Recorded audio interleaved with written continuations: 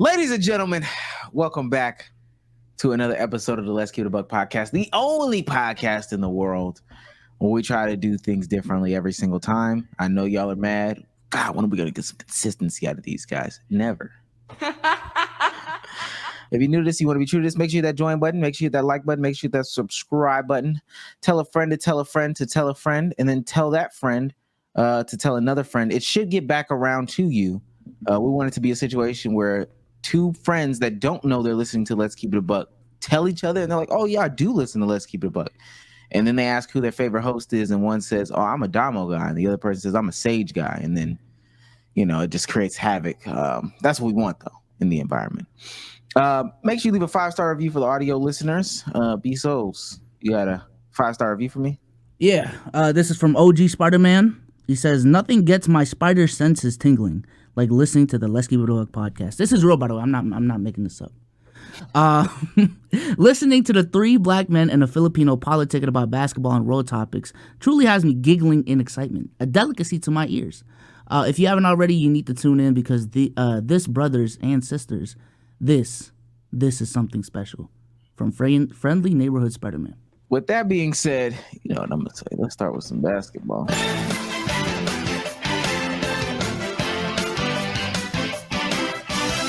Wow, Notion is not loading.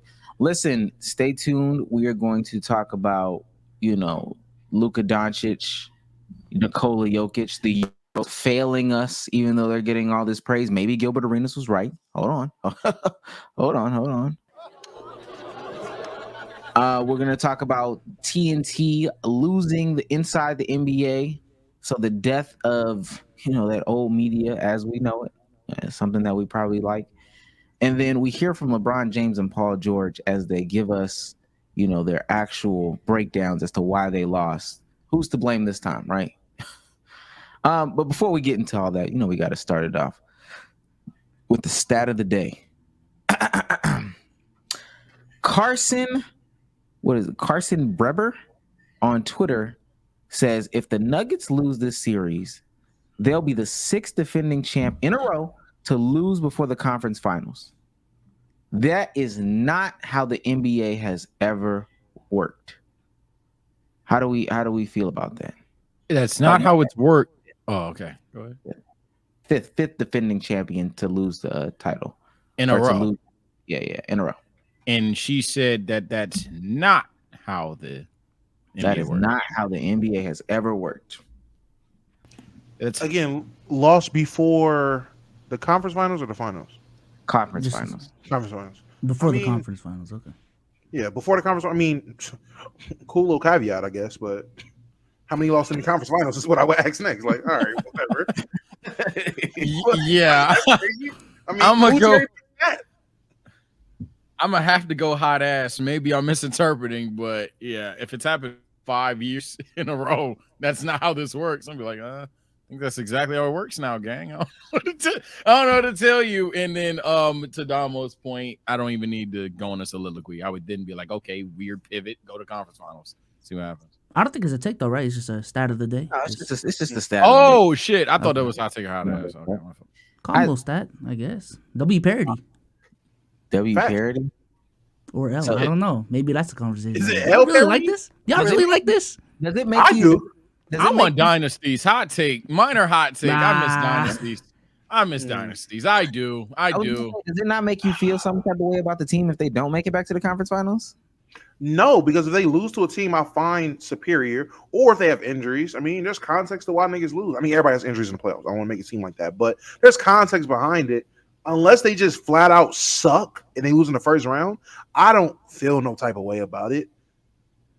But when Dynasties existed, you hated it. You're speaking on the wrong people. Y'all be thinking I'm like the average Joe of YouTube. If I'm gonna be the crayon eater, let me eat my crayon since day one. I was never against the Dynasties. Souls know I never hated KD. I never hated LeBron. I never hated this. You're talking to the wrong people, gangs. And I'll go a step further. I'm calling bullshit on y'all too, because I'm not gonna lie. What's peak hoops? Cavs, Warriors, that Heat Spurs series, all that's peak hoops now. But hey, but niggas say Dynasty. Now. When I pull out reverse card. No, hold on now. Now, when I pull that trap card, I'd be like, well, Peak Hoops may have been a filler ring. Let me get Spurs versus Nets. Oh my! As long as it's good hoops, I don't care, man. Hey, right, Souls? As long as it's good hoops, who cares? Yeah, by that time, I mean, Mikal should be like the next up Yeah, that's guy. what I'm saying. If Mikal Bridges just turns into some 40-point per game score, shit, I'm up for it. I will say this, Damo, going back to that conversation real quick. Knicks and Wolves in the finals, that is the narrative finals now at this point, man. Like, if you want the best narrative. The hood finals is Knicks T Wolves. It's so I crazy. will how it apologize played to Damo on that front, man. God damn, bro. You don't even need to apologize to me. It just so happened that my take on the least narrative ass finals that no one really would want to see ends up being the most narrative written like, finals that everybody I rarely I can take responsibility, but I rarely apologize. I ain't gonna lie, man. I'm just way off. Like, you went from I said by then I'd be interested. Now that's easily like the most story built finals possible outside of, I guess, Denver Celtics. It's literally the best story to see Jalen Brunson go against Anthony Edwards right now. If Damo don't apologize to y'all, don't apologize to him. First of all, I am Mr. Apologize. I am Mr. Apologize whenever I'm wrong. Right. You still haven't apologized to me. For what? I'm trying to think. I've apologized about Paulo. I've apologized about the Warriors. I've apologized about what have I been wrong about? No, he gonna make me. Have you apologized to Damo about the Vic take from early in the season? Trying to bust. I never said he was. And here he goes. Talk about somebody that can't apologize. No, what's the thing? No. I asked you, and I'm about to prove you. Oh, I told you that it was a take, and then I'm about to show you the apologize about. What's the take that I need to apologize about? You said he was going to underachieve in his rookie season. No, not you. Me? Ask Damo what the take is. Oh, take. Okay. You said he was going to underachieve his rookie season. If he was supposed to be, and mind you, that was with the context of him being, what did Chris Broussard say? If he's not better than Hakeem his first season, he's a bust. Oh wait, so I think I know what Omo was an apology for, but I think that's bullshit. Is it the women transferring? Is it the transfer shit? Finally! You've been saying this shit on Twitter. I fucking knew it. That's what I'm thinking. I'm like, well, I pulled Twitter up and I'm like, women basketball players transferring for real. Like, I mean, in the last. That cut is nasty. That cut is nasty. Women basketball players transfer. That cut is nasty. For real? That cut is nasty. This cherry pick ass out of context clip. This is disgusting. And you know what's crazy? Even with that, I went on Twitter probably the next day or the day after. All right, since I'm not aware from my sources of who transfers, put me on to somebody that fucking talks about the women who transfers. Did I not go on the timeline and do that? I posted that like 6 times. Accountability. No. I've been hit you with that tweet because I found the tweet, nigga. I've been tweeted that before. Apologize about what? You were wrong. I wasn't wrong. All right, let's get into it. Okay. No. If I was wrong, prove it to I'm wrong. Show me the women that's been transferring and then compare it to the men. Who transfers more? Which better talent transfers more, the women's or the men's? Because that's what I said in that clip. I said more high-end men talent transfer than women talent. That's what I said. Did I not? Let's go, bro. Ha! No, you don't. No, that's not 1-0. We are not about to take up pod time to go through this right now. We are not about to take up pod time. Y'all know they got us on a strict schedule. It's goalpost moving ass. To be returned. Anyway, guys, we got a question. Is this one hot take or is this one hot ass? We've got to get a sound for hot take or hot ass. Maybe it should be the. Oh, I did add one. This is why I had technical difficulties earlier. The bounce sound. Yes. Can you spam it? Spam it. Try to spam it. Yeah. Oh man. Yeah. That's what my mic fucked up earlier. This is from Playbook Sports. Playbook Sports says it's the second round of the NBA playoffs, and this is what Get Up is talking about. On Get Up, the title of this clip is LeBron hurting his legacy the longer he plays? Oh yeah. This is crazy. So Sean Davis said, this is why when it comes to the state of basketball content, the independent content creators / podcasters are way better at covering the league. It's the second round of the playoffs, and this is what they are talking about. Embarrassing for the league. Is that hot take a hot take or is it hot ass? It's a fact take. By Pepto Bismol. Huh? Go ahead, Domo. That's a hot take. That is definitely a hot take because that's been the issue with the mainstream media for the longest. Them covering the same tired ass topics, and I've been saying it for the longest. They need to push these other guys. They need to push more players. This is the perfect opportunity for you to double down on or was it Becky Hammond or Doris Burke, whoever the fuck, Becky Hammond, I think it was, that said that comment about Jalen Brunson. Perfect time to have that as the main topic on Get Up and talk about Jalen Brunson closing that game out. This is the perfect time to be talking about Anthony Edwards being up 2-0. This is the perfect time to talk about Donovan Mitchell versus Jason Tatum. This is the perfect time to talk about LUKA versus SGA. Anything like that. But instead, we're going to sit here and talk about a 40-year-old LeBron who's not even in the playoffs no more and about his legacy. That shit's sad. What else did they talk about? That'd be my main thing. Was that the main topic? Like, all right, well, building up to it. Main topic, y'all, is LeBron getting worse. Top of the hour type shit. Yeah, because my thing is, if it's just like, I don't know, topic 7 out of 8, they really already got into the meat and potatoes of this shit. I feel like that's hella nitpicky. And I'm honestly surprised, Dahmer, that that's your take, given that, like, we've had these conversations before and you've been Mr. Hey, man, if you don't like it, just either upload your own content or just tune into something that would actually talk about the thing that you're talking about. Well, actually, coincidentally, I do indulge in uploading my own content talking about basketball. That's and amazing. whenever I do that, though, I follow that narrative. I follow that. I'm just saying, in terms of this, I mean, fuck them. Oh my god. Just can't For apologize, man. God, this guy. For me, I go fact take. The only reason I'm more towards hot take than hot ass is for a slightly different reason than Damo. It's because, yeah, that's true. The only thing is it's more abundantly true on television. However, the slight pushback is that it's damn true on YouTube and podcasts as well. We all sit here and have LeBron clips. If it's not us personally, dog, we know who to put in the title and the thumbnail. So I'm not going to act like on YouTube and on podcasts it's entirely different. However, on television, it is painfully more annoying. So I'll go 60-40 to really 70-30 towards hot take, but there is some cause to pause here. Dog, it's what people want to see. Like, I really don't even think that's a big deal. Yeah. I don't. That's fair. I don't like the idea of not giving people what they want to see just to be different. Dog, no matter how much you try to condition some of these people, they are not going to care about the Minnesota Timberwolves. Like, if the Lakers aren't in the playoffs, if the Lakers aren't relevant, they won't watch basketball. It is a great thing right now that the New York Knicks are relevant because they got a lot of the older people, a lot of the super casual people back into basketball. Like that just is what it is. New York is relevant again. That is phenomenal for basketball. That it really just is what it is. I don't care how great of a talent gets drafted. Wemby could have got drafted. What's the most, like, the Charlotte Hornets or something like that. I'm not gonna lie.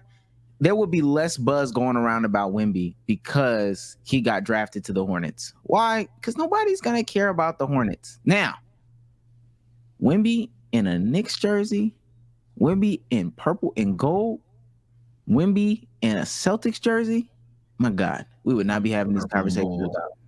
Do you even think it's the media's, like, responsibility to even push certain shit? Because I feel like even when it comes to Ant and JB, it wasn't like the push happened naturally. Like, we started paying attention, and then the day after, media picked it up and then started talking about it. I mean, I think it's their responsibility because they'll be quick to push what they want to push. The push for LUKA wasn't natural. It wasn't a natural push for LUKA. They pushed that nigga. They pushed him hard as fuck. Multiple, yes, bro. The last 3 to 4 seasons, he was the favorite to win MVP before the season started. If you don't think that's a push, I don't know what to tell you. Before this, spent more time shitting on LUKA than pushing him. And I don't know if that's a media push, because in his rookie, going into his draft, you remember this, there was a lot of doubt when it came to LUKA. He wasn't this uber hyped up. Absolutely. So his rookie season happens, and then I believe to me he really started getting pushed after his sophomore year, or during his sophomore year, when in his second year he was averaging like 38 and 8, and then in the playoffs was busting ass. That's when he got the push. But he still needed to do that first, and then people started to talk about it. I see what B-So saying. I'm not saying I see what you're saying, and I could slightly agree, but then I would still say it was still a crazy abnormal push, because we can look at other instances of players who did similar things or did other great things early in their career, and they didn't get that type of push afterwards. So even when they did do the work or did put the time in, they didn't reap the benefits of the awards. Now you can say, oh, well, they're just not as marketable. I mean, that's your job as the media when you're pushing people. What y'all think the league will look like if Vic was in purple and gold right now? Same amount of wins in LA. Same amount of wins. Even if they lose, we'd be eating. That's all I care about. Yeah, I'm about to say we would be, man. Hey, look, hey, we could talk about what should be going on. Reality is, if Victor Wembanyama was, as Omar said, no glaze to his take, a New York Knick or a Los Angeles Laker, oh my Lord, free. It'd be free. NBA YouTube would be free for 20 years. This is ridiculous. I might make another channel. I might make a ridiculous. I'd go back. Let's keep it a Wemby.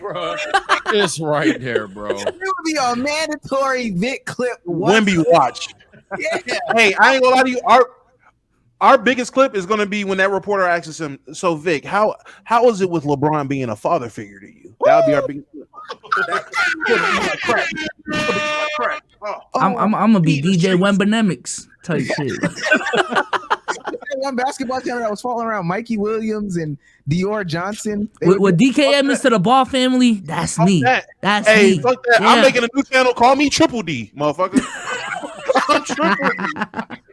Literally feeding families, chat. Literally feeding families. I'm literally feeding families. Boy, what? Man, yeah. That's just true, chat. And Vic likes Star Wars. Yeah, I'm telling y'all would not like this channel, boy. Yeah. Vic gets a Disney sponsorship. Oh no. Oh my Lord. Man, I don't even care about the finals. Talk about the finals on here, guys. No. After Vic's latest shopping spree. Did you see where Wemby was? Like, it's at Rodeo Drive. Like, no, it wouldn't be crazy. Great pickups. Wemby so Vic eats at Hooters. Yeah, that's it. That's it. Wemby chooses CVS over Walgreens. What do y'all think that means? Wallahi. Anyway, all right, another one. Hot take or hot ass. This is from, what is this man's name? Mike Fegler, and Tony Maserati. Man, they got names on them. It's a critique if the Celtics win a championship. Oh, this. Let's just say go through the whole thing winning like this. Isn't that hollow? Doesn't it feel kind of? Look, the championship's a championship. The parade is the parade. But doesn't the value come in withstanding the pushback? It's supposed to be about having to fight for it. That's where the value of a championship comes. Listen, I mean, if you just want to win an easy championship, seriously. What's wrong with winning an easy championship? Well, then why don't we just have them play in the local youth competition? It's the NBA. Okay. No. But what's the difference? What? What's the difference? This is insane, bro. Local youth. Yo, I'm not gonna lie. These shows, one hot ass take. Just put that up there. Hot ass. Mind you. Just to be clear, that is a local Boston radio, 98.5, bro. Let me tell you about Felger and fucking Maz, dude. This is a sports radio show that tells people that they are a sports radio show. We talk about all sports, bro. Y'all care about the Bruins, the Patriots, and the Red Sox. That's it. Y'all talk about the Celtics on the back end. Keep it pushing, dog. Talk about the things you actually know, dog. Y'all suck. Y'all stink, bro. Oh my God. I just want to say these, not the birds, not devil birds. These shows that are dependent on somebody being fucking Mr. Devil's Advocate are horrible. Like, I'm not gonna hold you. Where it's like solely dependent, like, hey, somebody has to argue the counter. Like, has to is crazy. At least with us, even if Omar does push it to where it's like, all right, fuck it, I'll argue because we got a pod. That's one thing. He can still sit there. Hey, retweet. We agree. Fuck it, move on. That right there. That was like, nah, we gotta argue. We gotta fill this time slot before that Arby's jingle comes in. We gotta fill this shit. Let me tell you something. If it was keep it a Wemby, it's gonna be somebody gotta hate Wemby. Somebody do. MJ or Kareem? Like, nah, man. It's like what? I'm not gonna play devil's advocate here. No, that is as the guy that I love my Tatum memes more than anything. Tatum with the game on. Oh shit, it didn't work. Tatum with the game on the line. I love my Tatum memes. Nah, that's just historic glaze, man. I mean, it's one thing to after everything is said and done to be like, hey, you guys got a Mickey ring, you guys got a medical ring, whatever. But the idea of like they can't even win the chip now, dog. like what they supposed to do? Can't even get to the dance for me. Like, god damn, dude. People try to get that off on the people try to get Nuggets. The Warriors. I was gonna say 16 Warriors, and that didn't really stick. I'm not gonna lie. Yeah, that was when like wasn't it Drew Holiday was hurt, Mike Conley was hurt, and then nigga, everybody. every starting point guard they played, I think that was 15 though. It was 15 where every starting point guard they played got hurt. Yeah, 15. They tried to get that off on the 15 Warriors, and it really didn't work. It didn't stick. It just didn't. Nobody talks about that anymore. Nobody cares. I'm gonna be honest. Even that weak conference shit that people are trying to pull off, y'all didn't care when Bron was running through the weak ass East, dog. As long as he won in the finals. Come on, bro. The East has been weak for a long time. This is not some new. Oh my God, East is so weak. About weak East LeBron James. Nobody did. As long as he won in the finals. As long as he won. And I'm not gonna lie. And so.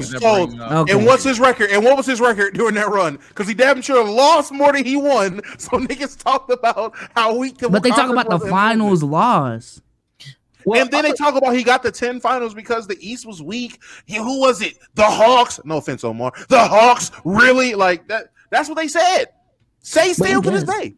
Even with Damo's, well, I agree with Damo is saying because like, I mean the same thing is applicable to like MJ, but nobody ever cared. Nobody says that. Yo, you know who MJ played in '91?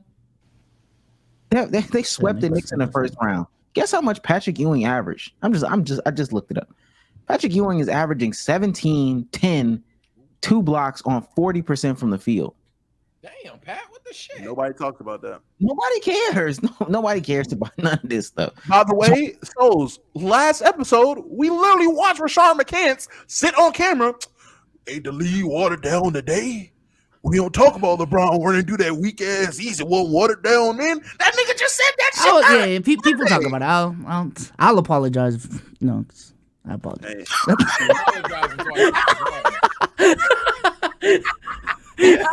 I miss apologies. Yo, this 91 ring is kind of fake from MJ. I'm looking at it now. This nigga Pat Ewing his ass. This is the Sixers with Barkley right before he's about to leave. All the old guys are done. The Pistons are cooked, literally. And then the Lakers get cooked in the finals. And then he wins. I can't blame him for the ops playing bad, man. I can't do nothing about that. He might just suck. Like, he might have real deal just suck. I mean, Jalen Brunson surpassed him in New York already. I don't disagree. I don't know. Nah, 91, I ain't gonna lie. This nigga was 11th in MVP. All right. Yo, Patrick Ewing, I'm sorry. We're about to get off of it.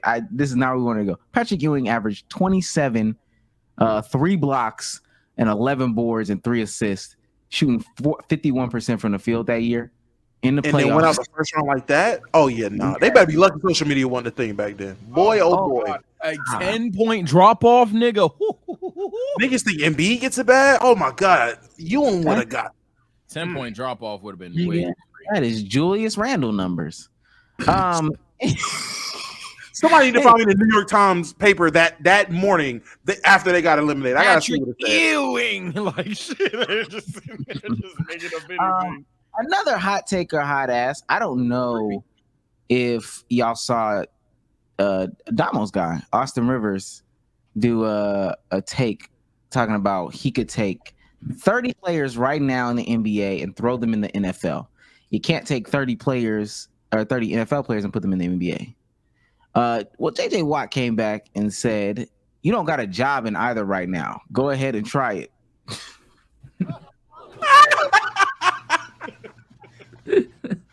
That's crazy. Look at you, Rich. Because he's young, ain't he? Austin Rivers is not old. He's in his 30s. I think he's in his early 30s.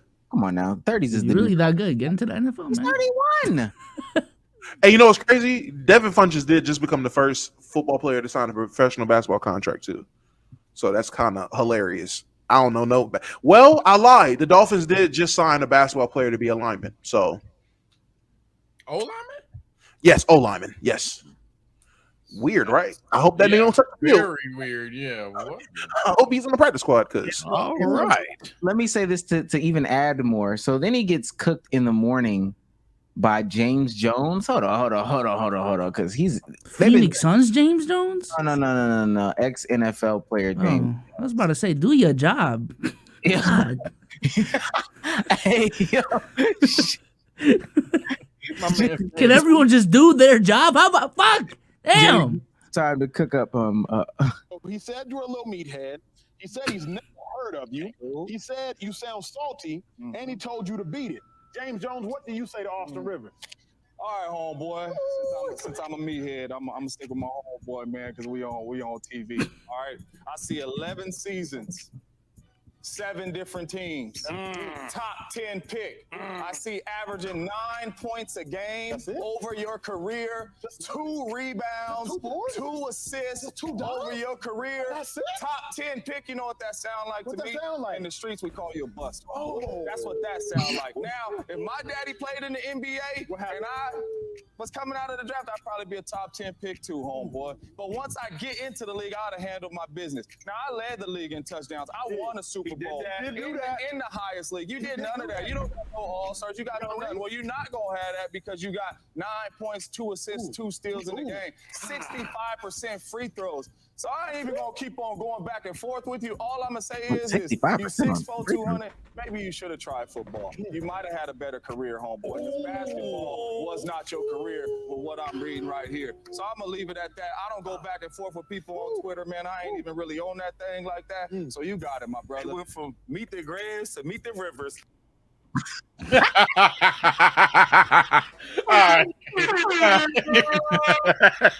insane. that is, yo. I'm not gonna lie. That shit was funny. It got more funny with that nigga. Whoa! Only 2. That's not a lot. You should win. Hey, he kind of baked him though. I ain't gonna lie. He did. What just prompted Austin Rivers for saying that? Because if that was just hey, let me tell you something, man. Let me get this shit off. And then he got that shit. That's actually bounced. But if if literally it was relevant to the conversation that he was having on whatever platform it was, and it just started to, yo, Austin, like if some mediator, yo, Austin, how many guys do you think you can get into the NFL right now that play professional basketball? He just answered that honestly. He got cooked for no reason. That's tough. Okay, so take a hot ass. The first take, the original. We could take 30 NBA players and put them in the NFL. I'm gonna say is hot ass because I don't want James Jones to cook me. But yeah, I'm not next. It's not Meet the Sages. It's hot ass to me. On top of that, to be honest, go ahead, Domo. You unmuted. A lot of players are shifty enough. I don't know about them getting speared though. I don't know about them getting speared. Honestly, I think you do both. I think you can find 30 guys in the NBA that can play a snap. I'm not gonna say start, I'm not gonna say be stars, but could get a snap in the NFL. And I absolutely think there are 30 NFL players who could play in the NBA. I do. Yeah, but you think yeah. Okay.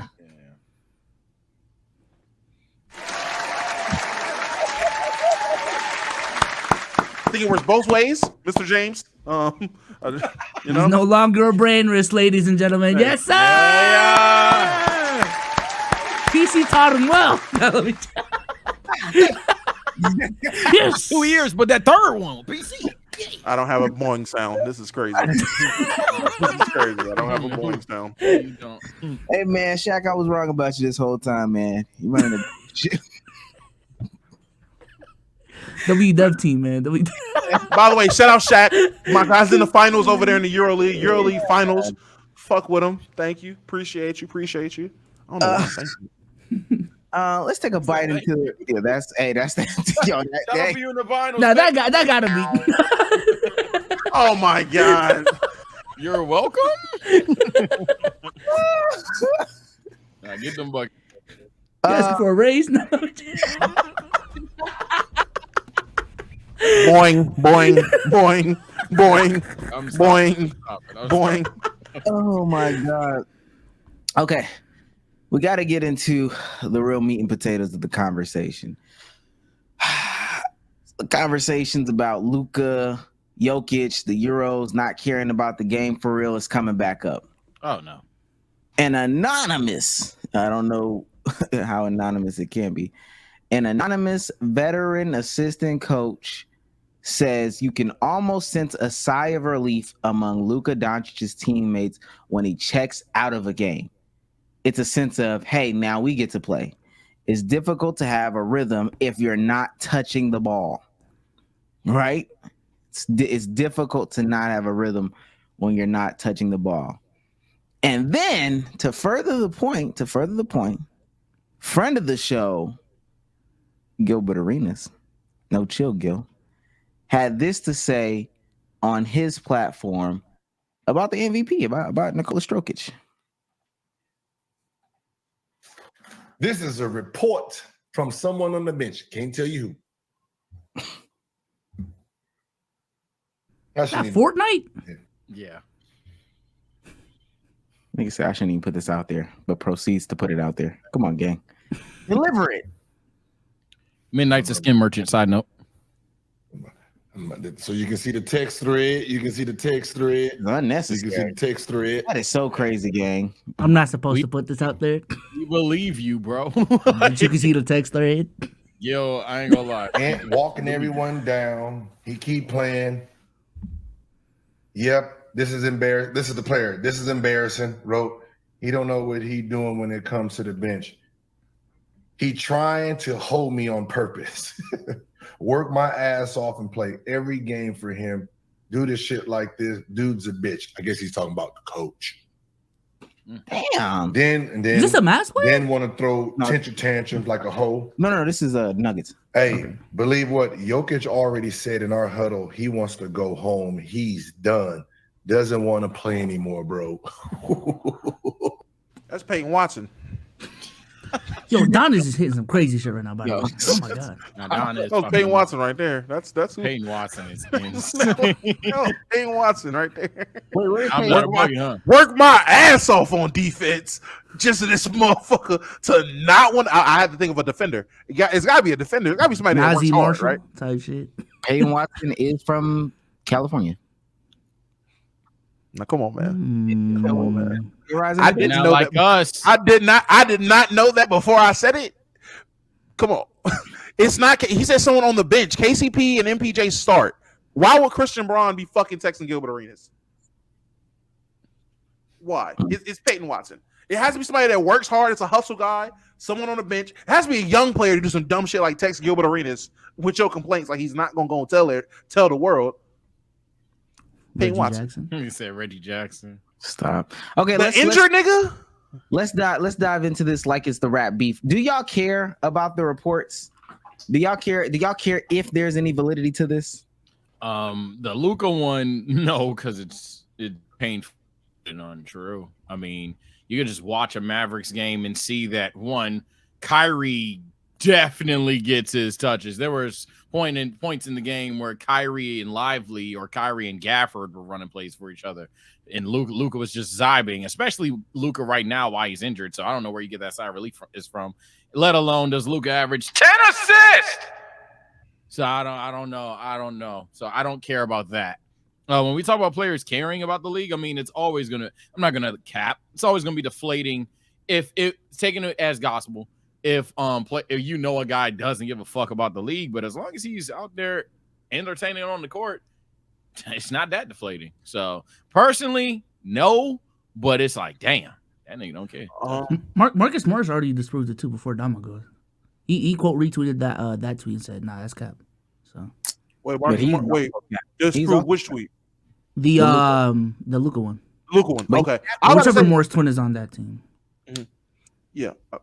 Is there a Morris twin on that team? I think so. Yeah, but the Luka one, I definitely don't buy into that one. I don't like the anonymous sources is telling NBA Central. Like, yeah, I don't buy into that too much unless there's like more shit going on. But that Jokic one, Now, let me tell you something. I wholeheartedly care about that because if the reigning MVP, if the current MVP, reigning finals MVP is down 2-0 and is talking about wanting to fucking leave, like, oh yeah, I'm ready to go back to race my horses. That, to me, that's a problem. And people said I was on dick when he won the finals, and I was like, yo, this nigga just doesn't seem like he cares, and I don't like that. Like, I don't like my NBA champion, my best player in the league, to give I don't give a fuck about basketball attitude about this game. So, yes, I genuinely care about the Jokic one. Luka one, I don't buy into that one. There's a question. That nigga Gilbert having a text thread with a nigga on the Nuggets bench, I buy into that one a little bit. That one I kind of care about. There's a question for Domo because I know you two have to go. So do you think every NBA player has to be passionate about the NBA? Otherwise, you got a problem. I don't think you have to be super passionate, but I do think there should be a baseline, a certain level of care to it. Like there's a certain level of you should care. I feel you should have, as a nigga who loves basketball, as a nigga who I care about the game. We watch the game, and even the most nonchalant niggas in that moment of winning a championship get overwhelmed with some type of emotion. Like there's a certain level of care there. I just don't see it with him. I think it hurts Jokic's case for believability. Like, you know, somebody might come out and defend Jokic and be like, "Oh, that's not true. That's not true." But it hurts Jokic's case when like video is out like this. 2024 MVP. From the Denver Nuggets.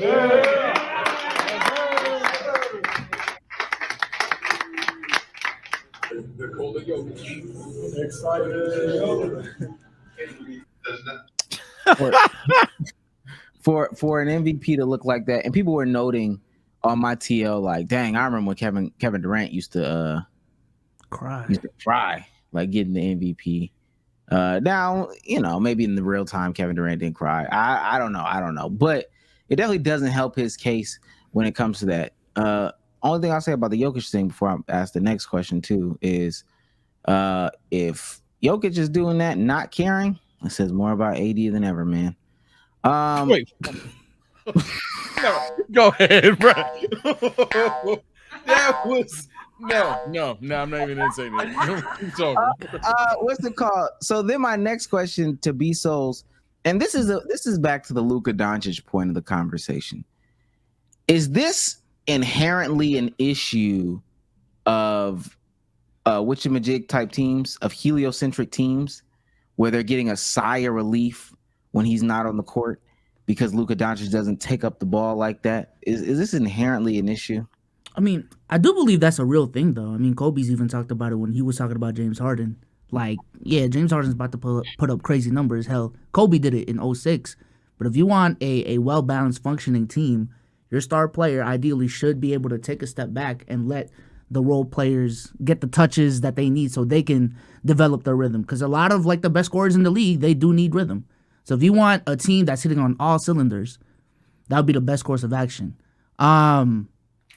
Yeah, I kind of agree with that, though. I don't know who's bitching, though, on the Mavs, but I do think there is some merit with the fact that, yeah, if Luka is getting a lot, the ball a lot, and I don't know, because Kyrie gets his touches. My thing is, who on that team would be the dude that needs his on-ball touches? Let's guess. Tim Hardaway Jr. would be my next guess. Can't be Kyrie, off rip. Can't be Derek.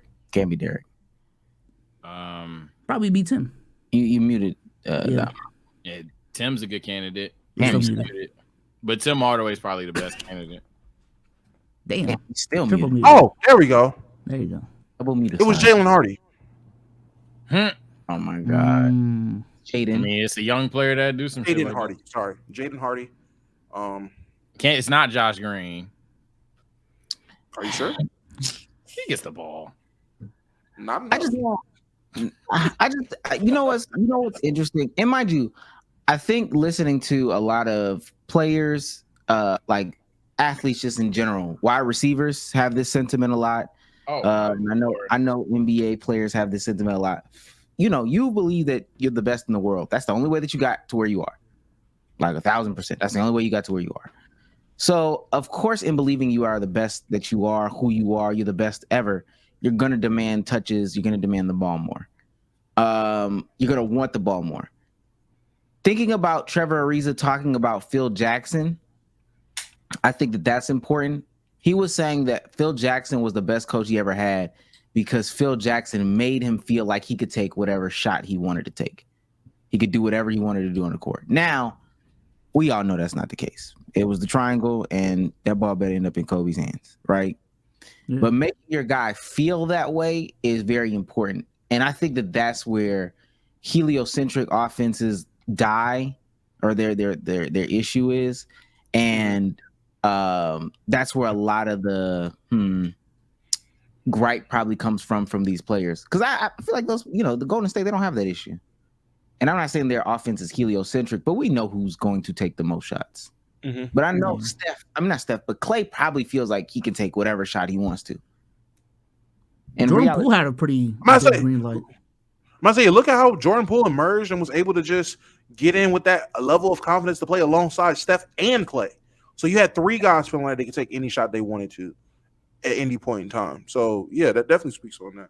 Taking the ball to balls. Yeah, it's one of them things with being a freak athlete. I'm glad you introduced it because the whole time I was thinking of talking about it, and it's no shot to him for real. But like a guy like Stephon Diggs, for example, for those that don't know football, boy was not happy in Buffalo, and he got 160 targets. It's like that nigga got the ball a ton. He's still not happy. So, obviously, we have a situation with Antonio Brown. And by the way, I'm naming fantastic, great receivers. It's not even shade at him, but that's just like the principle of the situation. Sometimes you're just going to think you're him. No matter how much you're getting the ball, you want the ball more because fair enough, 2 Diggs, he probably could make more plays. He got the ball more. But it's just principle like, damn, 200, 300. You feel me? So, yeah, I guess to not drag out the clip, but to go back to the Jokic thing, I don't know.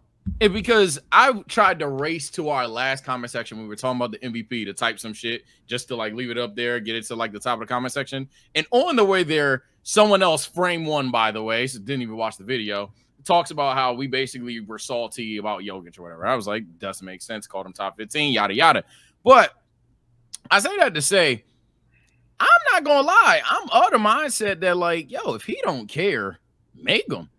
Like in my personal opinion, like if I think he obviously does care to a degree, I don't think that you get that good being that subpar neutral or let alone not caring at all. But if he just is built different, born different, and he really doesn't give a fuck and he's just that damn good, make him care. Shit, somebody gonna stop him and make him care then. I think he cares about basketball, it's just not the celebrity aspect. Extra shit. Yeah. He doesn't care about the extra shit with basketball. I was about to say that too. He cares about basketball. You don't get that good by not caring about the game. He cares about the game. He doesn't care about everything else that comes with being in the NBA, which fair. Hey, to each their own about how you feel about that. Because there's some people who genuinely, it's some YouTubers who don't give a fuck about the extra shit that comes with being a YouTuber. And there's some who niggas love that shit. So but that's why I always say that like the awards don't matter, but we'll get into our hot takes in 2.5 seconds. But what does matter, I will say, is how Jokic is going to perform in this next game. And I'm with it being do or die, I'm willing to put some payola down that he's going to perform well. And I can do that with our friends Prize Picks. Thank you to Prize Picks for sponsoring this podcast. Let's Keep It a Buck's favorite way to play daily fantasy sports. And we will show you guys why it is our go-to app for daily fantasy sports. Omar, please share your screen. I've made it a habit of only checking if I won during pod days. So I have to go a whole week without knowing. And based off of this right here, I won some cash. Can I see my win? Can you see it? Nonetheless. So we're here. It's WNBA season. And I'm going for the low-hanging fruit. They got 0.5 in Caitlin Clark's debut game. I'm going to take more, obviously. I'm going to add her to my lineup. And then, like I said, with Nikola Jokic, where is he? I got to find. Let me not ignore some of the Kyrie stuff right here. Got to take Kyrie Irving right there. Easy wins. And matter of fact, Aaron Wiggins. Aaron Wiggins been cooking though. Ooh, Aaron Wiggins. The Nas better Reed? Wiggins. Nas Reed? Just get Big freaky Jelly? with it? Go ahead. Get freaky Why with it. not? Big Jelly. Push it. Hit that mo. So I'm putting as many people as I want in my lineup. I can only put in like a couple dollars, but you know, I'm gonna put in 30 and I'm gonna hit submit the lineup. W lineup. W lineup, man. W lineup. And thanks to our friends over at Prize Picks. If you guys use code LKIAB, you guys can get a 100% deposit match up to $100 on your first deposit. That is, once again, only on your first deposit. Links to everything will be in the description down below. Code LKIAB, and back to the action. Aaron Wiggins. Thanks. Okay, let's look real quick. Aaron Wiggins. Because I told you I'm only looking when. Yeah, shouts out to Paolo and MPJ, man. Damn. Yeah. I'm on a losing streak, man. I'm on a losing streak. Yeah, big money, Oh, big brother. money. Now you can only put in 20 on these, but Let's keep it a buck. Pod curses real, chat. God. Can I just say real quick while we're looking at this? Oh, D-Mitch. Oh Lord. Oh no. No. He's good. He's good. He's good. Cool. I didn't see him fall. It scared me. Someone had said Jalen Brunson is a guy that's playing with the ball in his hands a lot, and his teammates are complaining. I mean, 3 of the fucking 5 starters played in college with him, and they were there for multiple years. So I mean, that kind of helps it. That kind of helps especially with that team playing without their second best player, which a lot of people are forgetting. Julius Randle isn't there. That's the guy that gets a lot of shots. He's not there, so someone has to put him up. OG, who they're without OG now, but OG was getting a good amount of shots. Other guys are still getting their shots, but again, Dante and Josh Hart went to college with them. Like they know the drill. Isaiah Hartenstein is fucking Isaiah Hartenstein. He knows the drill. I ain't gonna lie. I don't want to say that person that chatter 298 is lying. I mean, it's very possible, but who? It's only like 5 people that play. Like, so who's complaining? It's not a long list. It's Jalen Brunson, Isaiah, OG, Josh Hart, and Dante. Who? Let me say this. I don't know why NBA teams don't do what they do. McBride. Like the way that they did it. Just get all of them from college. If they all played on a successful college team, all those guys from UConn, draft them all, sign them all, find a way to get them on there. They got too much chemistry. Okay. So 2019, you hiring, you getting RJ Duke and RJ. Duke. Yeah, RJ, I'm getting Zion, RJ, Zion, and Cam Reddish. I'm getting all of them in all forms of basketball. Yo, I just seen all the people from South Carolina that I can get, all the people from LSU that I can get, Iowa, Kate Martin and Caitlin Clark know how to play together. And Kate Martin looked like she about to make. I think she is making the Aces roster. Yo, just get them all, put them on the same team. Y'all play together. They got 5 years of chemistry on the women's side. Did that. Get them together. I don't know why people don't do that. I seen the podcast. The Georgia Bulldogs like a year ago. They literally were. Just did that, and it just worked. I seen the Jalen Brunson podcast with Mikal Bridges on, and it was him, Mikal, and Josh Hart. They were all teammates in college. That boy Mikal looked like he was jealous, man. Jealous. No, because the clip was specifically about New York playing in Brooklyn and the Knicks fans traveling to Brooklyn and them going crazier for a Jalen Brunson 3 instead of a Mikal Bridges 3. And Mikal was like, damn, wow, man, that's tough. Mikal wants to play for New York, dog. the real New York team. Now, I will say this. I think it is a little difficult because a lot of those guys that we named played multiple years in college. Like Jalen Brunson played a few years in college. But like, do you know how long it took for the Celtics to build chemistry on a roster? Do you know how long it took for the Nuggets to build chemistry on a roster? How hard, and even then, how hard it is to do with these guys. Think if you could take guys who played 3 years in college together, 2-3 years in college together, and then put them on the same team. If they good, fuck it. Anyway, I want to get into our hot takes of the week. It'll segment us into. Oh my God, bro! When the next game, dog? God damn. Ooh, yeah. Don't get on Twitter today. Let's start. Bezos. That's We'll wait Bezos for it. right there. That fan. That's him. Let's start. Bezos. Jason Tatum ain't a one. Let me chill. Oh, they're gonna be like, that's not even a hot take at this point. My hot take. Motherfuckers were definitely waiting for Anthony Edwards to come into the league, and I don't even know if this is a hot take. It's just an observation. They are waiting. Let me tell you, because motherfuckers are so. Can you bring up that TikTok I sent in the chat earlier? Because it'd be one thing, right? If it's on some like, damn, I knew the league was waiting for this, just an observation type of thing. But like, people are like, damn, I never cared about that Euro in Denver. I never cared about Wemby. This is the guy I've been waiting on. Like, oh my God, okay, y'all definitely have been waiting to pounce. You know what I'm saying? So, nah, man, shout out to Ant. But all of this is just proving everything I thought about what the NBA has needed over the last couple of years in terms of the face of the NBA, how I personally feel that y'all feel about American versus European players.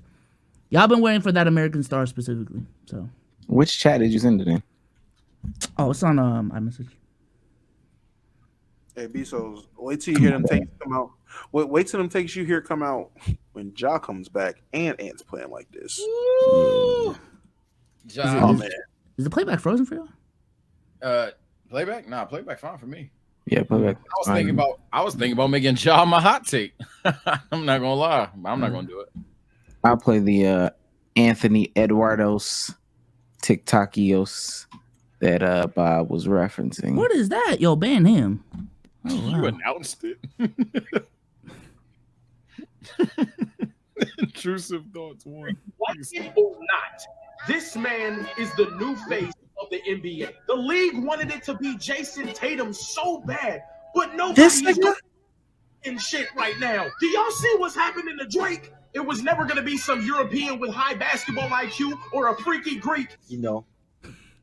Give me that motherfucker from Atlanta. Anthony Edwards has lit basketball on fire this season. Not only is he a certified bucket on what could be right now a championship playoff run, this motherfucker is hard. No, did it? Man, you deserve it, Daddy. He has the best dunk we've seen in years. He called Kevin Durant his idol, and it was DX Suckett chopping his ass as they swept him in the playoffs. He even got a tough-ass shoe. This motherfucker Anthony Edwards got people rocking a basketball shoe with regular fits again.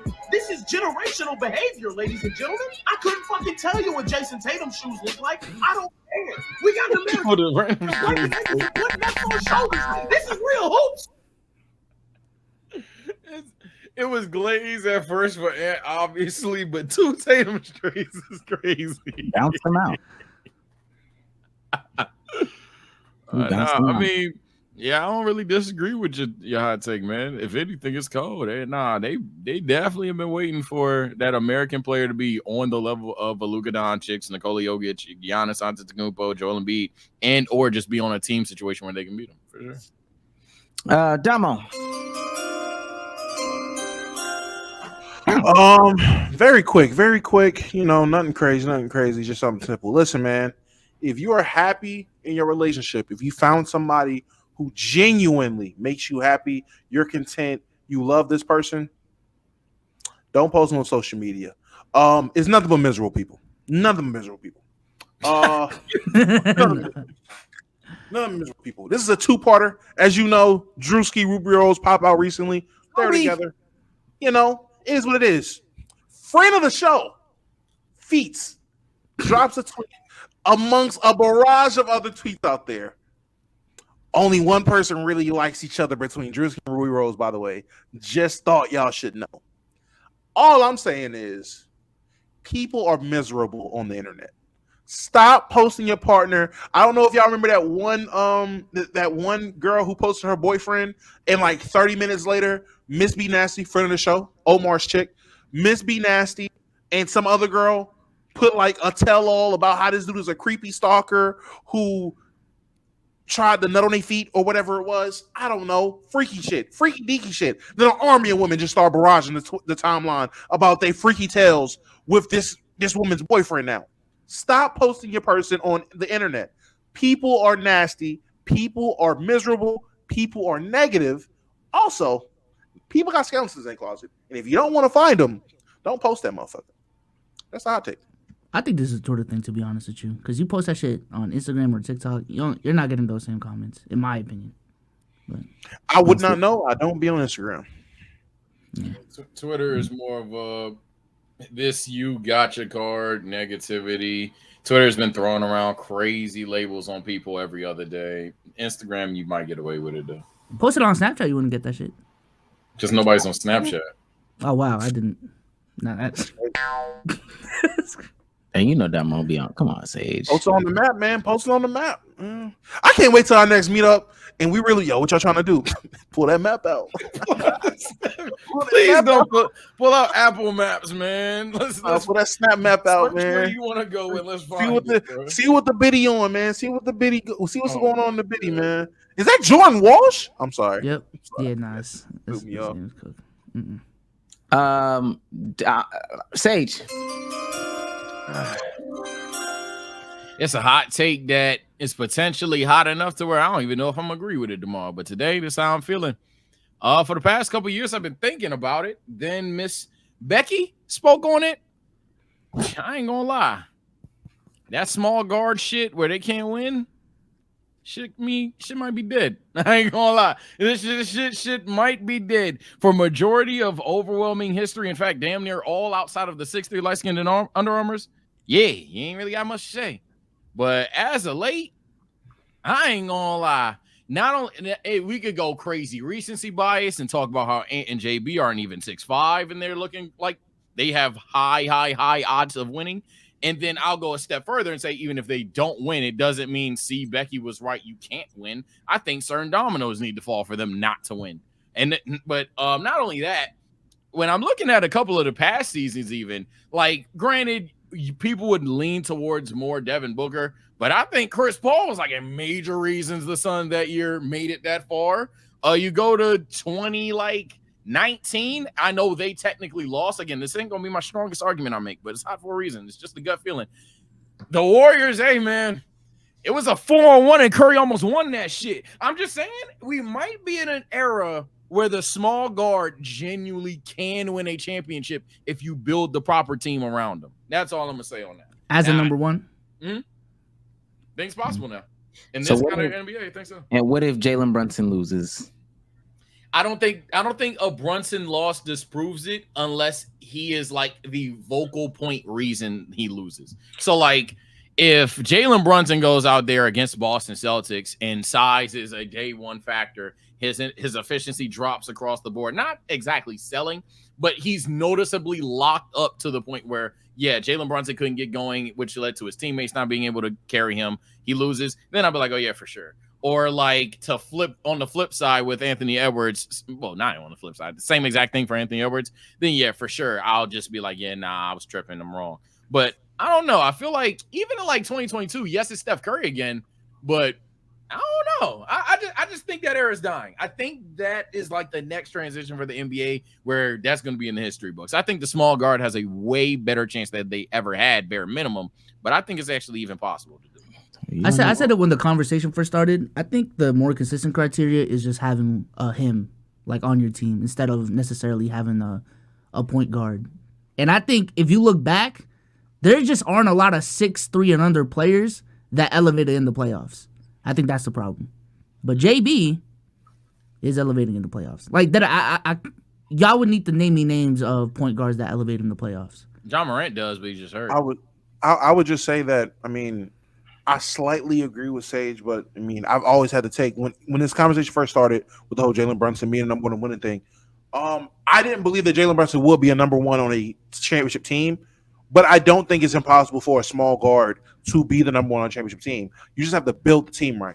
Like it's not. I said it then. It's not impossible. It's just improbable. Very few. Oh, am I lagging? Am I here? No, you're good. Am I good? All right, cool. It's very few that have done it, but because some have done it, by definition means it's not impossible. It's been done before.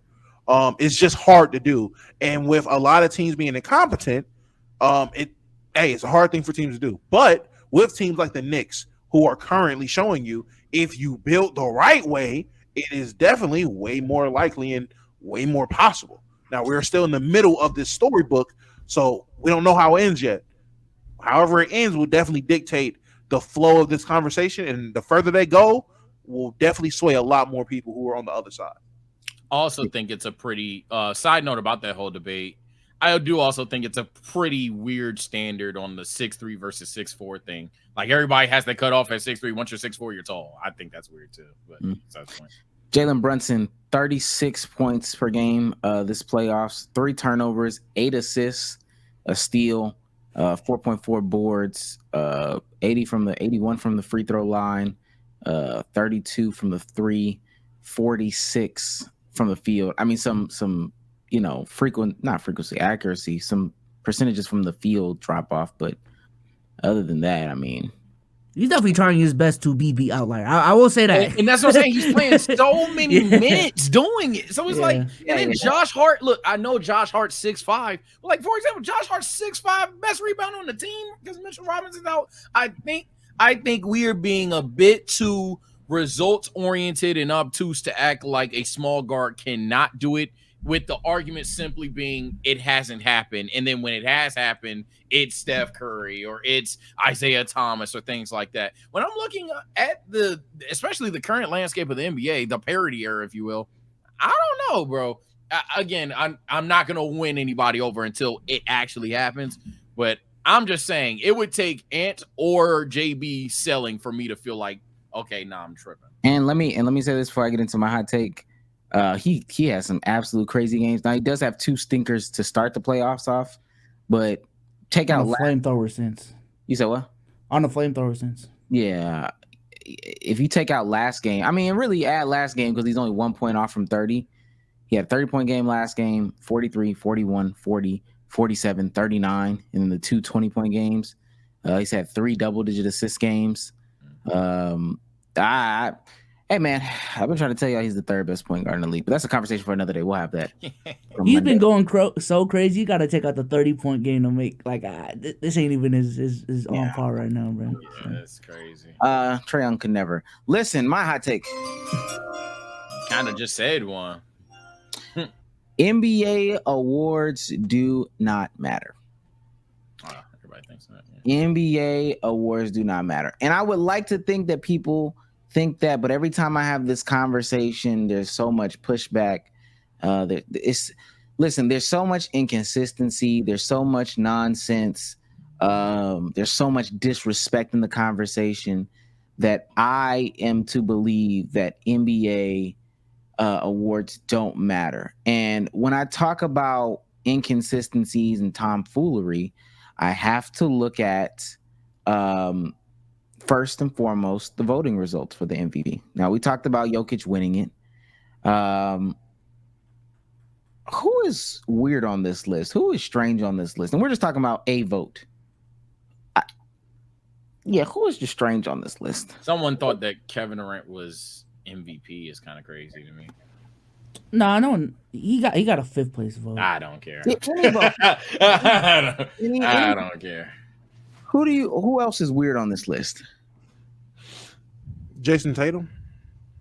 I guess.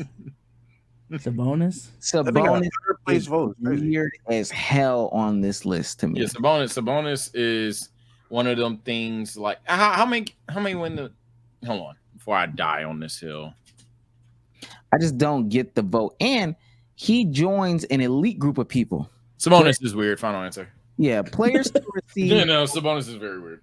Players to receive both MVP and DPOY votes in the same season.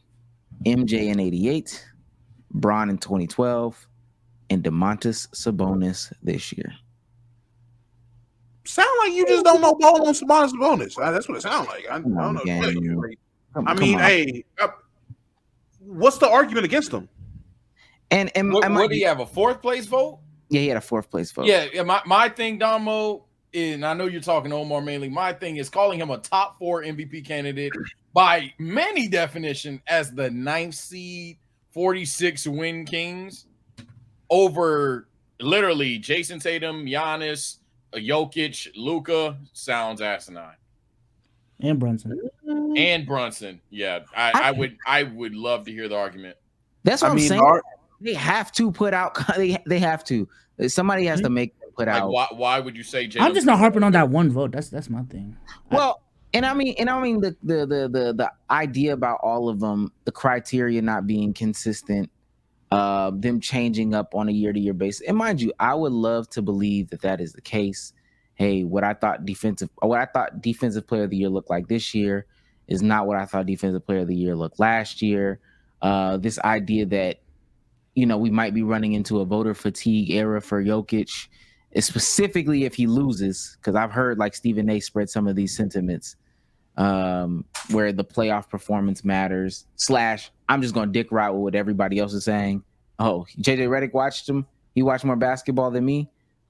I'm going to go ahead and just, let's do it. Let's just put it on there. I don't like any of that. I'm probably going to look at now just how many times did you finish top 5 in the MVP race in your career?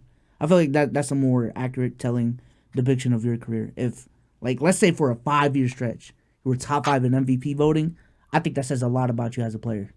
Like, when James Harden was going on that run of, like, being a runner-up for, like, 6 years, bro, that was crazy. But just reducing that whole stretch of just, he only won it in 1 year, doesn't really do justice how good James Harden was. Oh, y'all gonna get mad at me. But then again, I'm the weird crown eater of the pod. I've never cared about MVP in terms of when I debate players.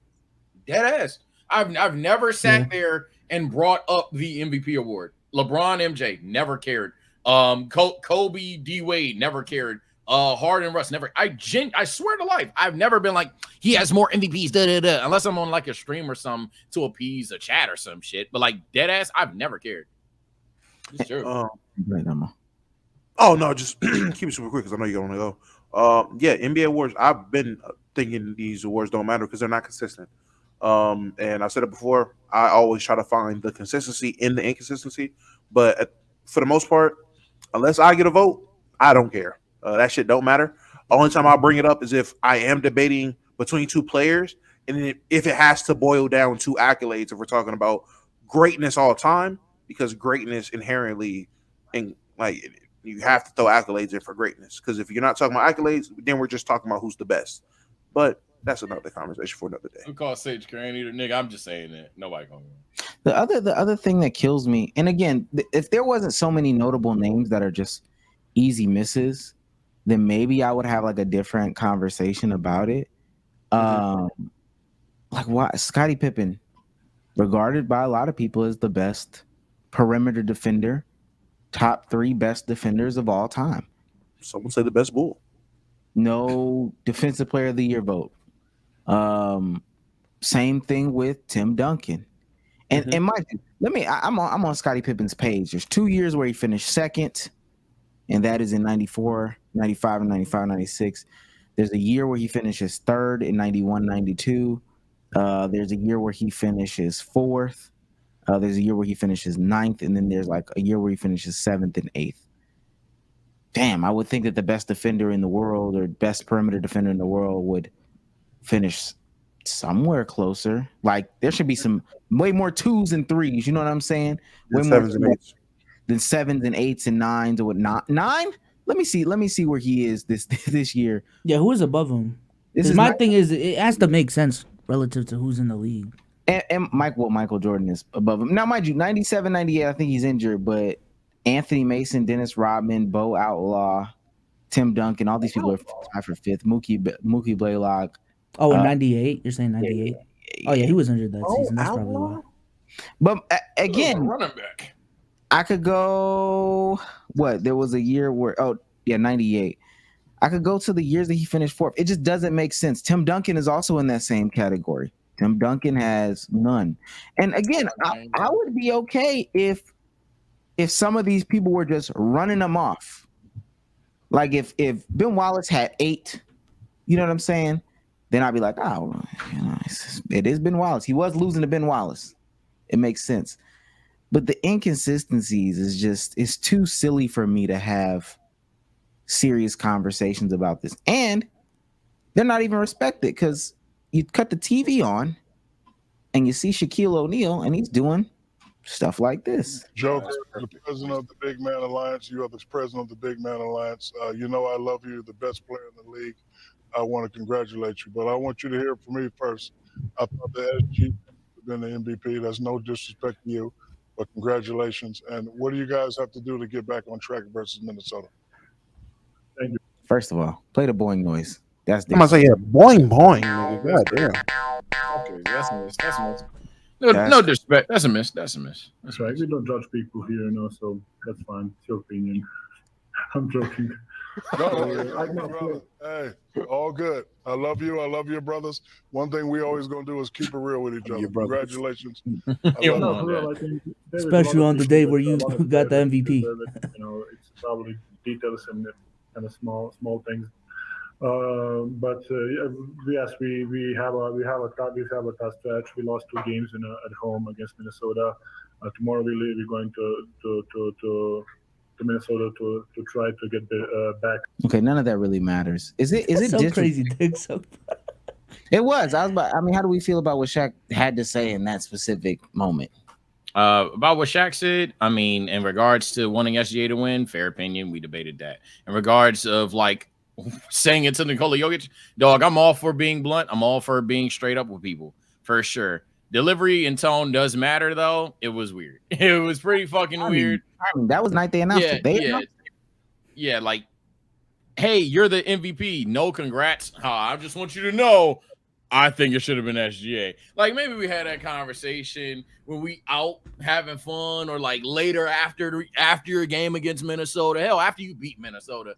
And it's just like, hey, man, you weren't the MVP, though, just so you know. Like, delivery matters. So I don't want to say that Shaq should have been a pussy and just not say anything. It was just weird timing, weird delivery. It was pretty odd to just say that right then and there, especially considering who you are. You're Shaquille O'Neal, dog. Like, I know a lot. I know the enigma and your name right now at this point is the hater, but at the end of the day, bro, like, some of these players, especially the centers, gotta care about what Shaq says. And for you to just every time, just so you know, bro, I think Luka, like, damn, dog.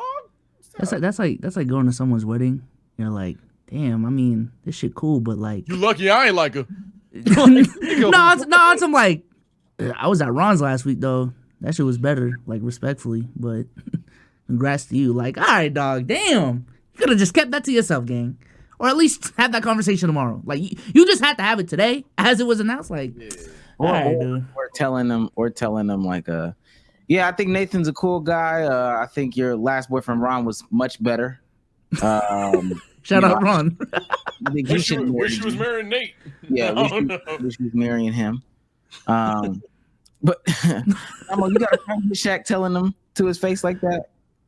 Cool little wedding. Wait, what happened? You got a problem with Shaq telling something like that? Oh no, that was dick suck. It was extreme dick suck, extreme shaboing boing. Literally, that's really it. I don't really have much more to say about it. That was just dick suck. It was a fake Kanye moment.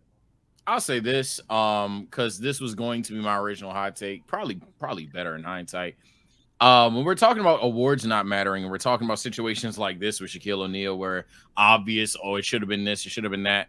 Dog, I'm not gonna lie. Like, one of the main reasons I don't check this shit is because even if it was consistent, Omar, your main thing was inconsistency. I really thought about it. Even if it was consistent, dog, at some point we would just not care, and it would be scripted to where certain players would win about 10, 12 straight. Like, for example, what's gonna stop Nikola Jokic from winning an MVP anytime soon? He, like, literally, unless he just plays that worse or someone drops 50 a year, 50 a game, what's going to stop Nikola Jokic from, okay, he's playing with Jamal Murray and MPJ, who are good players, but they're not exactly, Damian Lillard on Milwaukee or Kevin Durant in Phoenix or anything like that. So he's going to have the team thing. Speaking of the team's good. So they're going to have a team record. He's going to have his numbers. He gets the ball enough. It's no way that Jokic is never not going to be an MVP race. So same thing with like Rudy Gobert to a lesser degree. It's no way Rudy Gobert is not going to be in a DPOI race. So it's kind of like, even if it was consistent, I can't believe there's some people that really like die hard about this shit. I know we went hard in the clip, but that's because we're talking about that specific discussion. We're not going to cheat you guys out of like the discussion that you want us to have. But ultimately, tomorrow, this being literally tomorrow, it is what it is. Like this MVP shit, I think y'all blow it over proportion all the time. I just can't say we don't care when we have a lot of passionate conversations about it. That's all. Oh, we have passionate conversations when the conversation is strictly about it. But if we're not, but like, I would never bring up MVPs. I literally never have, and I probably never will. Yeah, it's one of those in the moment things that just it's fun to keep up with as the season goes along. But literally, as soon as the playing tournament starts, who cares? But also, B Souls, I've matured. I have. Okay, cool. No. But I'm being serious. I've just moved past the need to sit here and decipher like who's the rookie of the year, who's the MVP, who's the defensive player of the year. Only because it doesn't serve me. If they start changing it up, it's just going to show the inconsistencies. Kind of like what Sage just said. All right, the criteria was set this year for it to be a top 10 defense for defensive player of the year, right? That was the top 10, top 5, and make the playoffs. Some shit like that. I don't have the Spurs having a top 10 defense next year. I don't have the Spurs having or making it to the playoffs, right? Wemby isn't going to win it until that happens, and by default, it's going to be Rudy Gobert for number 5, number 6, number 7. Like it's probably going to take them some years to get to a top 5 defense, right? Unless Wemby cries about how he doesn't win DPOI, and then maybe. And if that does happen, then why are we even doing this? I can recognize with the maturity in me that none of this matters, bro. Y'all are both defensive player of the years. How about that? If that makes everybody happy, y'all are all MVP. Same thing with Jokic. Jokic is going to do the same shit this year that he did next year because he did it last year and the year before. Why he shouldn't just have the MVP? Until he drastically falls off, I have no clue. But you know who did fall off? Now let me chill. Oh wow, that was him, Tara. Somebody that apparently might be falling off due to their contract not getting renewed, and maybe some people are celebrating it because of the way that they talk about things. Comcast NBC Universal is nearing a deal for the third NBA package, planning a basketball night in America telecast at $2.5 billion annually, reports Sports Bureau Journal. TNT's parent company Warner Bros. Discovery may need to raise its other to $2.8 billion to retain the rights. This could be the end of Inside the NBA. Now, as I'm told by Cardiac, they're not going to be able to pull this money off. Just if you look at some of the moves that TNT and Warner Bros. Discovery have done over the years with like Max and how they're scrambling to try to set some stuff up, they just don't have the money. So they're gonna have a new crew. It's just gonna be a new everything now. Good. Charles Barkley said that was crazy. Charles Barkley said if it does happen. This is what Charles Barkley said. I'll just put it up there. Charles Barkley says he'll be a free agent if TNT loses NBA rights, noting Inside the NBA won't be the same without Ernie, who won't leave Turner. Yeah. Outside. Ernie's not leaving Turner. They've done right by Ernie since Ernie was younger, apparently.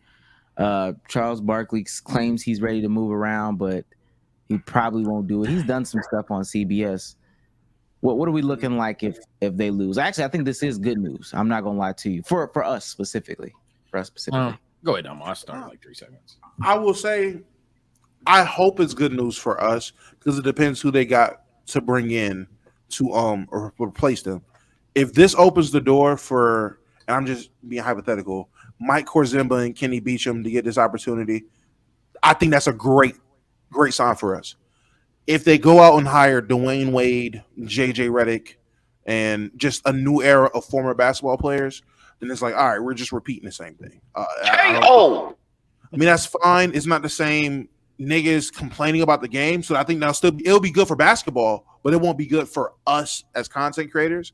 But this is a opportunity for content creators to catch a massive W. And if they know what they're doing, I mean, they take advantage and they'll hire some niggas. Hey, man, if they need some niggas, and a Filipino,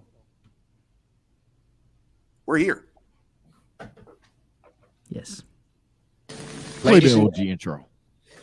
We got him. Boom, boom, boom. I am worried about speaking on that matter in terms of the creator shit, because TNT is associated with TNT is associated with Turner Sports, and I believe Turner Sports is associated with House of Highlights / Bleacher Report.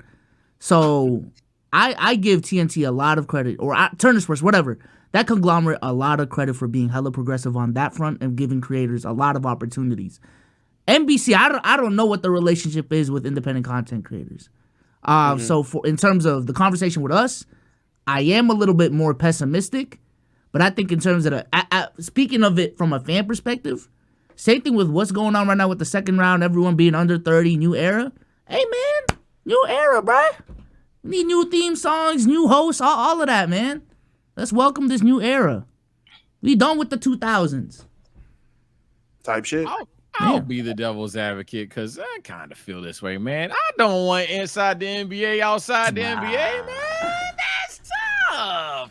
That's tough, man. Not like that. If the show get because SHAQ says something crazy and people are like, all right, old man, enough. That's been the case, though. If Chuck says something on air, or like if it was on Kenny All-Star Weekend type shit and that's when they chop it, okay, I can accept that. Just because of like TV, right? Not like this, man. Not like this. As annoying as like literally all things I've mentioned thus far, as annoying as they can be, man. Like, damn, like they just expire. Like it wasn't even like they completely fell off either. It's just because they just gone now. Like this. Damn, bro, that's tough. I'm gonna be on a weird side here. I don't think that 4 would just ever, like, if the show didn't get picked up, wouldn't have a workaround to like they couldn't even work together potentially still. I don't know if that avenue's closed for them. I know that sounds weird, but like maybe they go podcast route, maybe branding changes, something like that. Well, I don't know. I don't know. So Chuck and Ernie do have a podcast already. SHAQ has a podcast. I don't know if they do a podcast together. It would be a total missed opportunity for them to not continue just because, you know, they have their own thing. I don't know if they would be able to maintain rights that way. I don't know. Let me say this. This could be a big misstep for NBC. They might do an overpay. Just because if you can't replicate that, and Gilbert Arenas says, I'm fine where I'm at. Paul George says, I'm fine where I'm at. Draymond says, I'm fine where I'm at. Like all these other, Matt Barnes and Steven Jackson say, I'm fine where I'm at. These big name players say they're fine where they're at. I think you're definitely going to have a hard time with, you know, younger guys. Like, you know, we are, let's keep it a buck. I love, you know, I think our podcast is great. Slotting us on there isn't going to. Oh my God, they're going to. They paid $2.5 billion to get us, Low, Dom 2K, Players Choice, all these people. I think that they would be like, you know what, we overpaid, and it would be kind of crazy. It would be kind of shut up, bro. I think that would be the face of the anti-NBA community for 2.5, and I would too. No. And mind you, it would be great. I would hate to see what we would have to move for something like that, you know. Wait, what you mean? No, say it again. I just didn't hear what you said. I would hate to see what we would have to move for something like that. 2.5 mil. I'm packing the night. I'm about to say like, what? Okay, even with the conversations we've had, that's a number. No. That is a number. That's the number. Hey, I bet you move to Atlanta for that. We'll be first flight. Now you're in New York. I'm flying to PJ at the very least. They wouldn't pay us, of course, this large lump sum of money. I'm thinking they would think like, okay, well, we can't get, if A is inside the NBA and then B is like, you know, Gilbert Arenas or Shannon Sharp or whoever, they can't get any of these guys. Dog, they would have us on a contract. We would get paid, but we would be on such a short leash, I feel like, just because they want to see that ROI that I don't. Let's see how short it is. Let's see how short it is.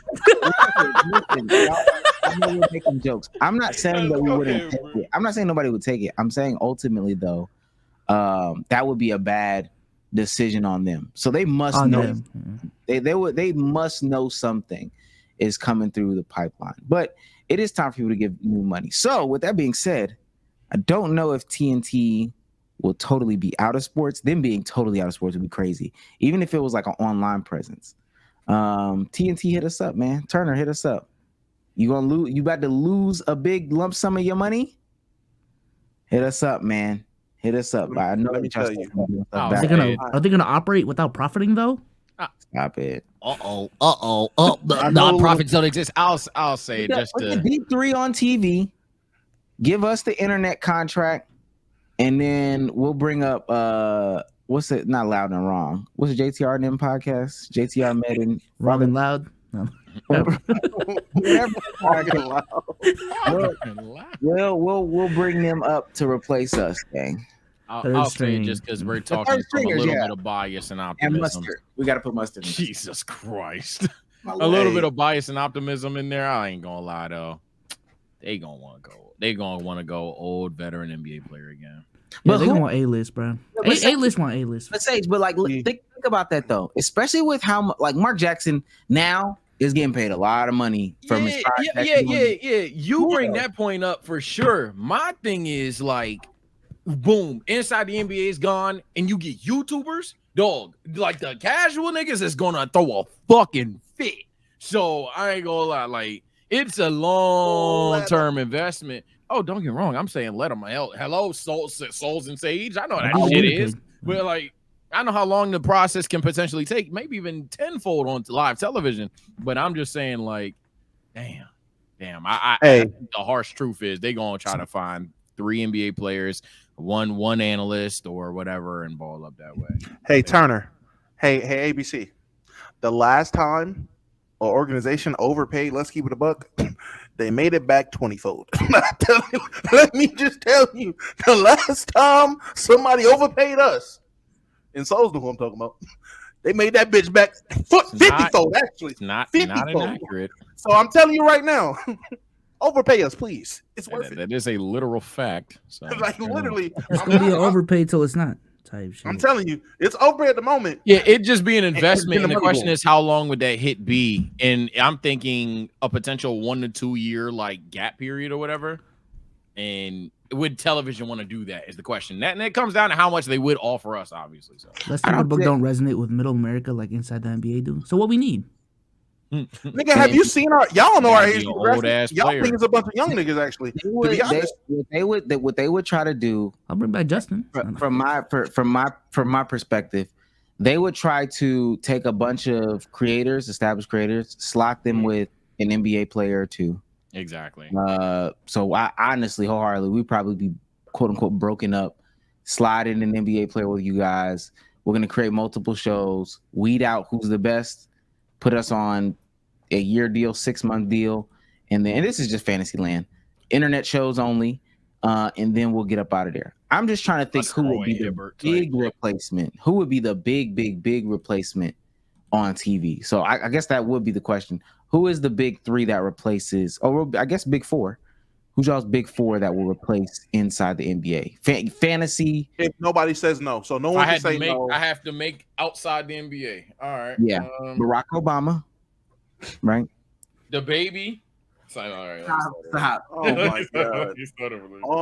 I would honestly, I would say Gilbert, JJ, Dwayne Wade, and then it'll be a woman. I don't know what woman, but Rachel Nichols. I know your caveat, no pod niggas. If they have a show already, they cannot be included. Okay, so it got to be somebody that doesn't have their own thing. Yes, doesn't have their own thing. So can Nick Young? Give me Nick Young. Give me. Shit, that's a good one. I'm trying to think. Everybody I'm thinking of got something. I'm gonna go ahead and draft Lance look for prior Stevenson. experience though. I'm gonna go draft Lance Nick Stevenson. Young, Richard Jefferson, because I don't think Richard Jefferson has a podcast, right? No, technically. Well, I don't know if he still does it too. No, I don't think they still do that podcast anymore. I know he worked. Yeah, that shit with Shannon Fry and shit like that. I don't know why shit. They stopped posting before knuckleheads. Not too much. Well, that's one. Get Quinn Richardson. Oh yeah, I'm about to say you can't get Darius Miles, so Quentin Richardson need a job. I ain't gonna lie. Quentin Richardson need a job. My bad. Sorry, Darius. I'm gonna get Lance, Dwight. Domo is stupid. I hate Dwight got a podcast. Dwight got do I got pod? Damn. McGee got a pod? Oh, apparently RJ and them still upload. They still do it? Yeah. Does JaVale McGee got a podcast? JaVale, I think YouTube channel. I'm calling JaVale McGee easy. That definitely qualifies then. I'm getting JaVale. I'm getting I get Lance. I need somebody that's gonna be on 90 with the shit. I need a European guy. I mean, like Mirotic or some shit. Yeah, we gotta have somebody sitting there. Are you being racist? You gotta have one of those. Dirk. Ooh, my fault. Let me get Dirk. Yeah, and you need a level of ignorance on that squad. Yeah, I mean, gotta be. You know what it is? It gotta be a level of ignorance of people that shown they want to be on TV. So give me Lou Will, give me Jamal Crawford. Lou got a pod. Lou has a pod. Damn. This is hard to do with no potters, dog. No, it's not. Who don't got a podcast? Everybody. How about that? And nobody doesn't have a pod. All right, Tony Parker got a pod. Like, let me try to put one together. All right, Candace Parker just retired. You got to get Candace Parker. Oh, I'm about to see if she got a podcast. Go ahead. I'm about to see. Yeah. You got to get Candace Parker. I liked Tony Allen, if I'm not mistaken, when he was on KG and Paul Pierce's platform. So I need Tony Allen. Man, yeah. Rondo? Damn, he got a podcast. Rondo has a pod. Damn it. I was gonna say Vince Carter. Vince Carter got a podcast. What the fuck? Yeah, Vince Carter got a podcast. Oh, Chris Webber. Oh, Jalen Rose. Candace Parker has a podcast. Did you, Miller? Yes, she does. I just looked it up. She has a podcast. It's not a podcast. Welcome to Moments with Candace Parker, a podcast that celebrates parenthood. Last time she posted. Now we do need to see that. now we'll see. Let's see that. Ray Allen. I'm putting Ray Allen on there. I see some old heads on there, man. I ain't gonna lie. Oh yeah, it's too inconsistent. Nah. Chris Bosh don't got a pod for the 4 years. I'm taking up Chris Bosh. Let's get it. Taking Chris Bosh. I'm gonna take some NFL motherfucker. Take like Ray Lewis. I'm gonna get. Hey, shit. We trying to talk ball or not? Let me see. Candace Parker, Tony Allen, Gary Payton. I need one more. Yeah, I'll sleep. Candace Parker, Tony Allen, Gary Payton, Nick Wright. I bet he got a podcast, right? Yeah, he does. God damn it! I knew it. I didn't know we could take analysts though. All right, we're gonna have to move on. But I know they got a pod, but Paul Pierce and D Wade. I need two motherfuckers that got history on that floor. Paul Pierce and D Wade. I need that back and forth the same way Shaq and Chuck have it right now. And the rest is gonna take me a little bit more time. I take Tim Duncan. Tim Duncan. Yeah, because I already have Lance Stevenson. I don't need a personality. I need a all right, X's and O's kind of guy. You do got Lance. Damn. I put JJ on there. You got a podcast? I'm saying I'm not doing the podcast shit anymore, man. I ain't gonna lie. JJ, D Wade, Paul Pierce. JJ will be the Kenny Smith. He's just cheating. Well, I mean, I'm cheating now, man. Ernie, put Kenny in there. Kenny's my Ernie. Tim Duncan running to the board, bro. If Tim Duncan has a real resurgence of personality, okay, Kyrie Walker. Final answer.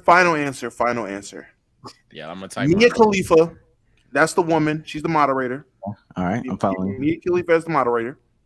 Give me. I'm stealing nigga shit. Matter of fact, no, I'm not stealing my shit. Give me Stephon Marbury. Give me. Shit.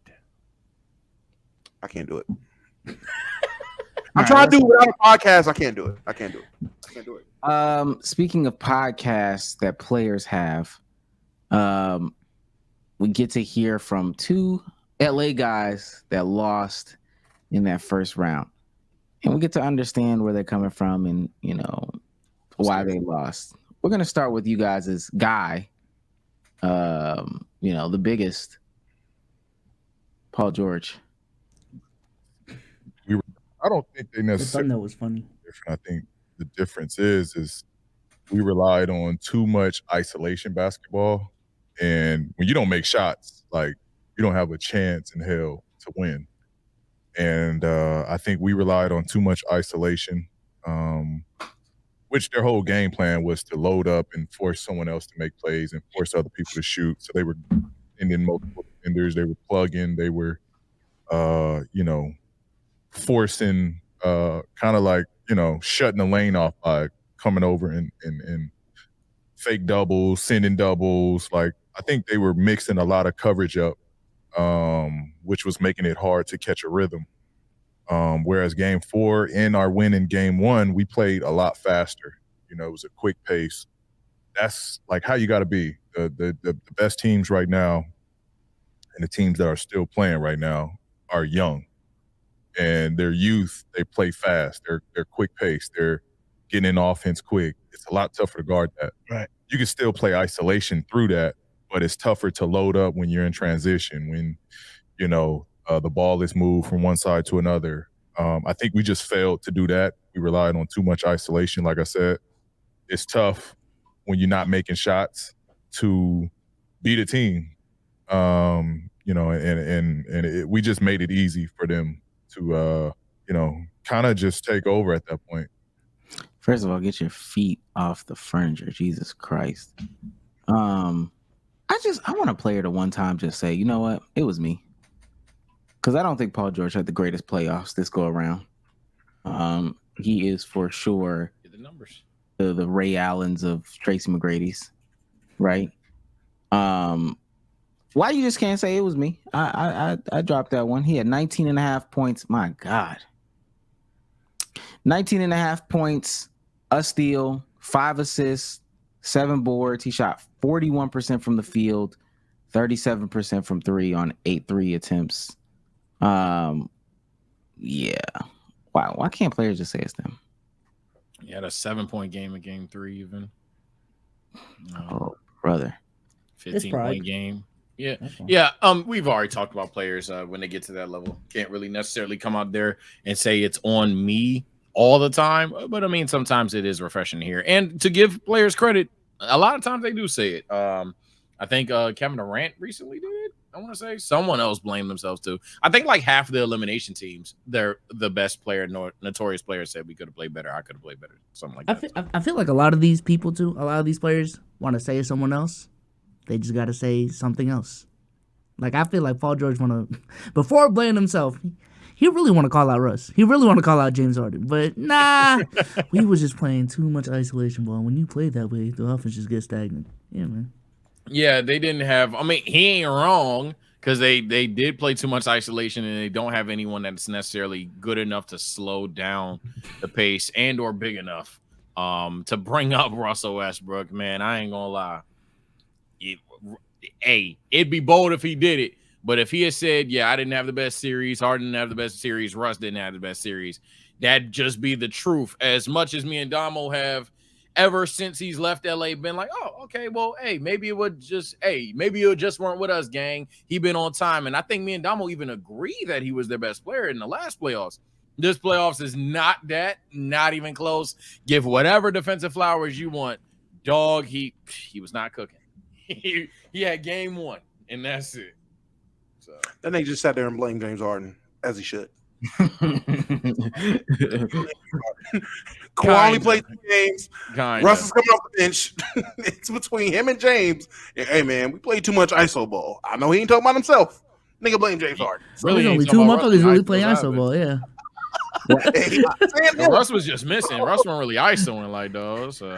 Norman Powell was just ISOing too much. I was saying, unless he playing Ty Lue for going the fucking Zubac that much, like, yo, Zubac just post moves, like, yeah, he blaming James Harden. Well, I'll tell you what, somebody's gonna blame his black ass. Friend of the show. You got teams in the playoff right now. Obviously, the Cavaliers, you have the Thunder, the Pacers. They used to have like crazy superstars that would make a crazy impact. Would Carmelo be decent for either the Knicks or the Nuggets? Now, shout out to my nigga Justin Holiday, but Justin Holiday gives him that this Melo can play. Nuggets would be really, really unstoppable. Because I mean, people know how good Melo was. KD would be amazing with OKC. PG would be really good with the Pacers. Pacers would be scary. But I think their kryptonite would always be what it is. Either Halliburton would have to mature into like the go-to game ender, or PG is just going to. A Halliburton matchup might be cakewalk to certain people, G. You know what I mean? Like coming down the stretch. Like that's not in no disrespectful sense. But then I'm just saying because that's the only best option because PG has a history of not showing up, which is an understatement. Just the other day,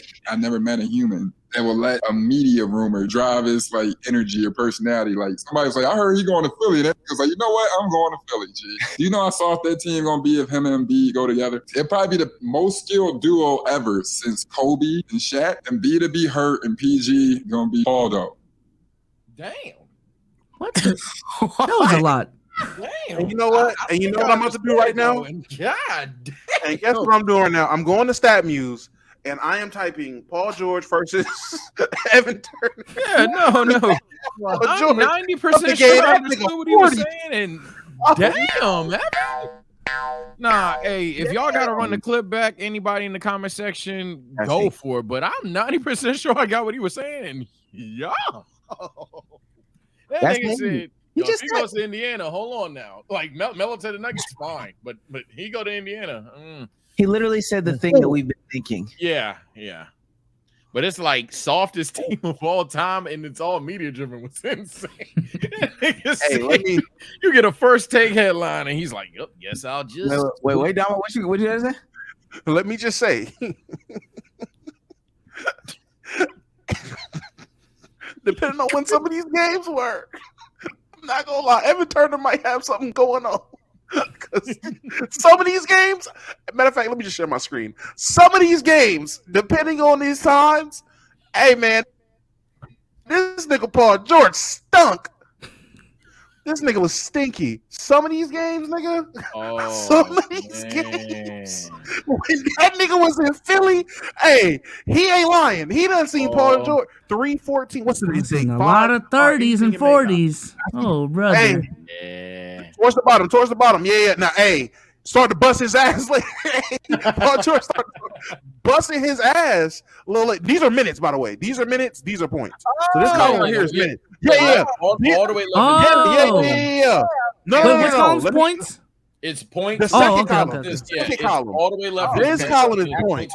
This column is minutes. Yeah. So I'm trying to laugh too. I'm like, damn, 2012, he dropped 44 on him. I don't know. That's what I see. I'm like, God damn, his first 40-point game. But this game, 44 minutes, 13-7. Hey, 25, 4. Yeah, once he left Boston. His ass busted. Damn. So Evan Turner, Evan Turner just got some secret smoke with Paul George. That's all that is. Now let's see if y'all keep it consistent though when we go over to friend of the show, LeBron. Shit, where am I emotionally right now? I hate him already. I don't know, to be honest. I don't care about basketball. That ass. Right now. Obviously, going against the defending champions in the first round is always going to be a difficult challenge. We knew that coming into it. Fuck, we had so many opportunities, man. And to lose in 5, 2 of them being game winners by, Jamal, his greatness. Big shot merchant. The opportunities, obviously, being up, 20, in game 2 in their building and losing that game and having so many opportunities in other games, you just feel like shit if one play here, one play there. Could have made a hell of a difference, but when you're playing against a team like that, you have zero room for error. And I believe we made too many errors in some of the games. I've seen some crazy ass stat about the minutes that we were leading in the series compared to losing in the series. We both know that's a little bit of fool's gold because most playoff games come down to 1 or 2, 3 or 4 possessions. And if you're not able to capitalize off those possessions or make plays during those possessions, then that's how you lose games. So, emotionally, I feel like we was right there, obviously in every game to be able to steal a game. But also at the same time, we weren't, and that's why we lost the series. And shit hurts, obviously. Being a competitor, I am. Competitor you are. You've been in multiple series in your career as well, but fuck, man, I feel like, a couple plays here, a couple plays there. We could have won the series, but the better team won. Better team won for sure. I feel like Bron swears just to like remind motherfuckers that he can swear. Fuck. Out of place person. I'm not gonna lie. Compared to the PG clip where PG obviously was blaming James Harden, I mean, I'm not gonna say LeBron just took accountability, but he definitely didn't seem like he was pointing the finger. I didn't get to just he was just blaming other people. I mean, again, he didn't just flat out, hey man, I should have been better. But it wasn't. If niggas are saying he blaming his teammates or blaming him in that clip, I would just say, hey man, you're reaching. Yeah, I don't see him blaming anybody there.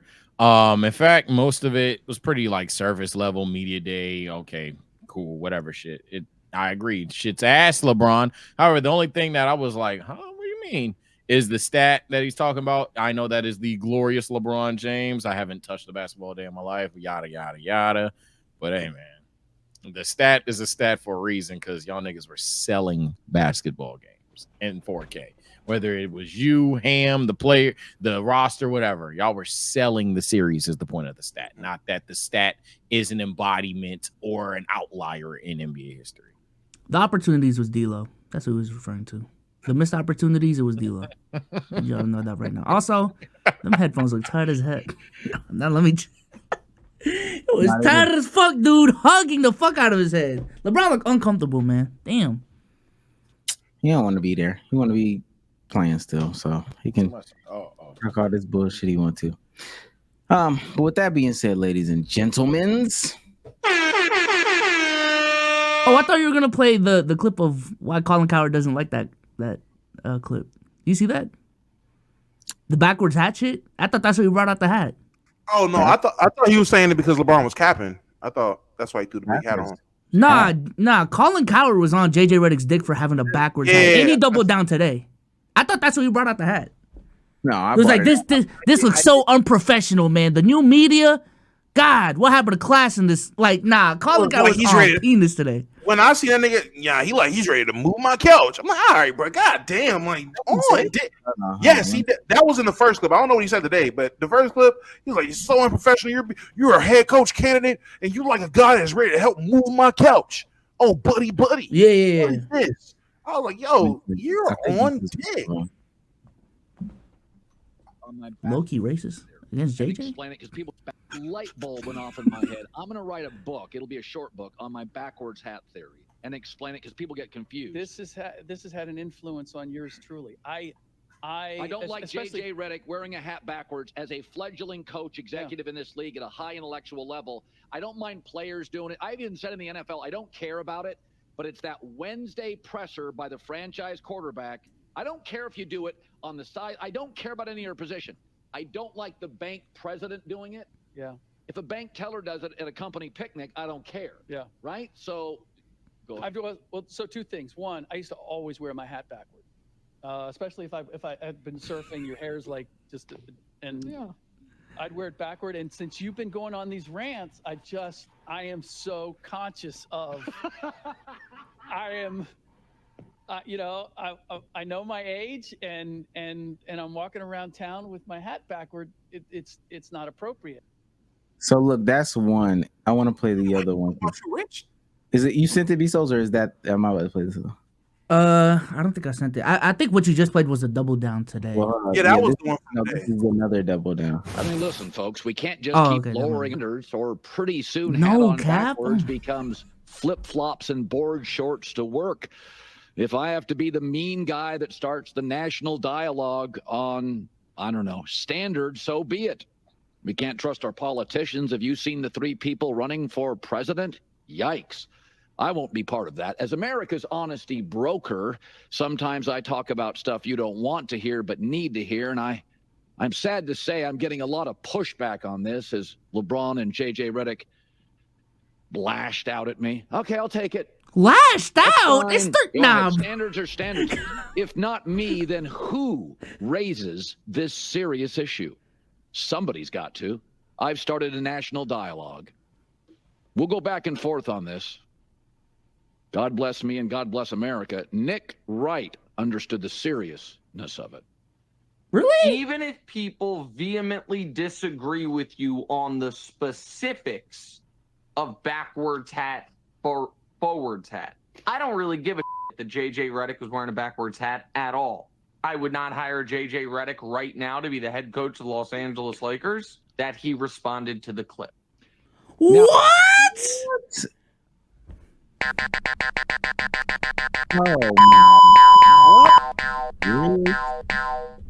What? Did that nigga just clip up him saying he don't care? But what? But caring. Yo, Nick Wright. I thought Nick Wright was gonna be better than that, bro. They on the same jump, so I'm not surprised. It's kind of, but outside of that, that's. I mean, I don't even think Nick Wright's actually crazy. Like he didn't. He got clipped. Like you seen the chop into. Yeah, I don't really mind. I don't care if he's wearing a backwards cap. I wouldn't hire him for the Lakers. Cut. Wait, hold on. This is the first. What? Love the backward hat, AJ Redick. You turn up a little. Got an interesting look. Collared shirt, backwards hat, tatted up arms. I didn't hear a word Smacked that out Bron check. said. I couldn't stop staring at the hat. JJ Redick's going for NBA head coaching jobs. He looks like a guy that's going to move my couch. Didn't like it. I would tell JJ to his face. I'm like, dude, you're going to be an executive in this league. You're going to be a high level. Can he get the job first? Damn, dick suck. Can he at least get the job? It's kind of like if I apply for some high-end tech job or whatever. I go there in a suit. I apply for my interview in a suit. And then let's say the boss sees me at, I don't know, TGI Fridays, and I'm wearing some Jordans and shit. And he's like, what is those? Yeah, you know what? You can't get the job. Like, dog, he's on his own platform, man. What are we doing? Now, if he's applying for the Lakers job in a snapback and it's backwards, fine, I guess. But like, this isn't him applying for the job. He's just a candidate, and you just happen to see him. Y'all think Jeannie Buss cares? She posed naked in the fucking Staples Center. No. Why should she care? I'm not gonna hold you. You know what this reminds me of? This reminds me of the backlash the Baltimore mayor got when he popped up with the Letterman jacket and the niggas just start dick sucking. Yo, what is this? Mayor homie? The homie mayor? Who is this? This unprofessional. What is it? Like, nigga, it was 3 a.m. and he had to run out in the middle of nowhere to do a fucking an announcement randomly. And y'all dick sucking because he's wearing a Letterman jacket? But he's on a podcast. He ain't even got the fucking job yet. The Hornets didn't hire him. He got interviewed for the Hornets job. They hired someone else. This nigga is a podcaster. Just because a team is considering him for the job, now this nigga has to wear a suit and tie 24/7 whenever he's seen. Like, that nigga can't just dress casually in his free time. Yo, Colin, wrap it up, man. Niggas is bored. That's the funny part too, Damo, is because coaches used to wear suit and ties. They don't anymore. After the bubble, it is now normal to wear like athletic clothing now. So I don't know why now. Like, that's crazy, bro. And you know what's fucked up about this to end the topic? All you gotta do is take a screenshot of this and be like, do-rag, another beanie, and someone chewing talking. Just saying, like, our podcast ain't gonna resonate with him either. He just gonna see us and be like, see what you're talking about. But what is he saying about Jason Kidd? What is he saying about? Was that Mark Daigneault, the other coach that LeBron showed? Was that Mark Daigneault with the back? What is he saying about them? He doesn't care. So he don't care about them. 2 teams who are currently in the playoffs still don't give a fuck about them, right? But JJ Redick, who would be a rookie coach, who isn't even you're going to be an executive in this league. Damn, dick suck. You don't even know if that nigga wants to be an executive in this league. You just throwing that term. Oh, he's smart. Hey, you're going to be working in this league someday, buddy. Dress like it. Shut the fuck up. There's so many things you could have criticized JJ Redick on as to why he's not fit for that Laker job. So many things. But a backwards hat is where. All right, bro. It's cool. It's cool. We're clip farming. Ladies and gentlemen, this has been a special episode of the Let's Keep It a Buck podcast. I have nothing to say about Colin. Listen, man, we will see you guys next time. Be so. Say goodbye to the people. Peace out, y'all. Appreciate y'all for coming through. season 6. That's what I said going into this shit, man. So, yeah, man, I'm still positive. Head still high. This is how it's supposed to be. It was supposed to be hard. Pause. No Diddy. The real season 6. This is Domo, crazy. say goodbye to the people. All right, Chaz, been your mom for your midnight snack, and we will be back Monday. Cool little episode, cool little pod. It was funny. Love y'all. Sage, say goodbye to the people. All right, people. I'm gonna be back. Are we in the playback or y'all? Or like, how's that working? We'll talk after. Okay. Okay. Either way, people. In terms of the podcast, stay right here. But in terms of the podcast, yo, I'll see y'all niggas next time. Follow TSO Sage on Twitch. If you guys want to see my Dragon Ball Z Kakarot playthrough, playing that shit right now. Finally got to Vegeta, but it's a lot of fucking filler. So, hey, sorry that y'all had to witness that today. Take care of y'all. Candace Parker, Anthony Edwards, Gary Payton, Blake Griffin. That's my 4. We'll see you next time. Bye, guys. Peace.